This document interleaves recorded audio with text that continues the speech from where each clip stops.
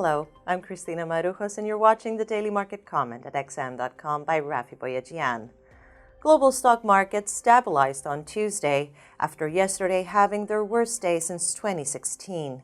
A report in China's Global Times that a university professor has developed an oral vaccine for the coronavirus supported the calmer environment in financial markets today. Although the sell-off may have lost momentum, it's too early to predict an end to the latest bout of risk aversion, and some Asian stock indices were still in the red today. On the other hand, U.S. equity futures turned higher, with Nasdaq futures pointing to gains of about 1%.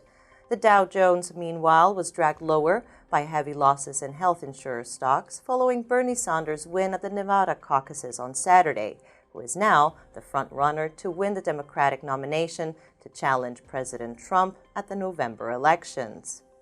One of Sanders' main campaign policies is to eliminate private health insurance in favor of a universal Medicaid for all.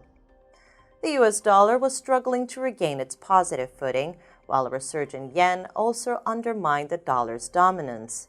The dollar index drifted further away from last week's near three-year highs, while the firm yen pushed the U.S. currency below the 111 yen level. But the yen's advances against other currencies was more restrained, and the fall in dollar-yen is more likely led by the steep decline in Treasury yields. The yield on 10-year Treasury notes approached its record lows as markets bet that the Fed will have to ease policy again to counter the negative impact from the virus epidemic.